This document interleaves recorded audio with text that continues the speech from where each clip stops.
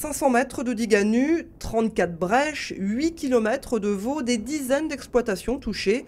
Pour réparer au plus pressé les dégâts causés par Xynthia dans les marais salants, le territoire a dû réagir dans l'urgence. Les pouvoirs publics, Cap Atlantique, les communes, le conseil général, la région ou encore le syndicat des digues ont su se fédérer autour des paludiers entre les réunions, les repérages sur le terrain et l'envoi de plusieurs tracteurs. Tout le monde s'est mis au travail, 8 entreprises ont été mobilisées par le Conseil général, 6 par Cap Atlantique et aujourd'hui le travail est très bien avancé. Ça avance plus vite même peut-être qu'on ne l'avait craint et je crois qu'aujourd'hui on peut espérer que pour le 31 mars pratiquement on ait mis en sécurité à nouveau les marais salants. Derrière ça probablement il faudra réparer les dommages dans les salines qui ont été très endommagées et ceci avant la saison d'été, c'est-à-dire avant la saison de la récolte du sel qui commence traditionnellement vers le mois de mai.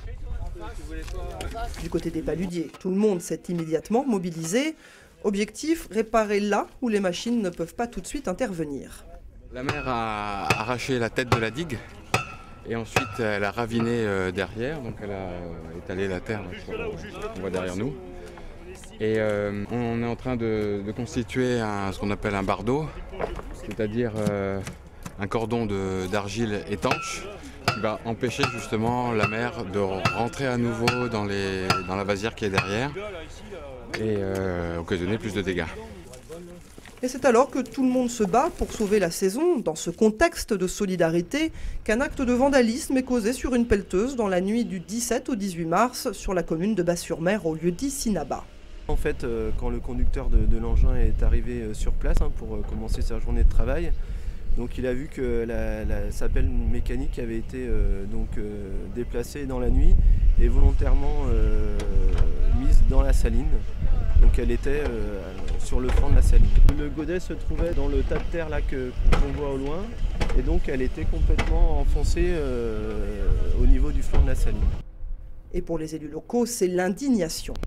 Je suis déjà révoltée parce que je pense que ce soit la profession des paludiers, que ce soit le conseil général, le service de Cap Atlantique au niveau de l'environnement, ils se battent, et les entreprises, ils se battent contre la montre pour essayer de fermer toutes ces brèches pour la grande marée du 31 mars et qu'on puisse saccager du matériel comme ça, un matériel qui coûte très cher. Je trouve ça vraiment pitoyable et dégoûtant. Tout se passait bien, le temps était favorable pour une bonne rénovation de tous les dégâts, disons, de cette tempête. Et c'est vrai que là, de voir ça quand on arrive, c'est quand même vraiment... on peut avoir que de la colère. Des plaintes ont été déposées, une enquête est en cours, mais en attendant de trouver les responsables, les travaux de réparation ont repris dans les marais. Pas de temps à perdre avant les grandes marées de coefficients 110 et 112 des 30 et 31 mars prochains.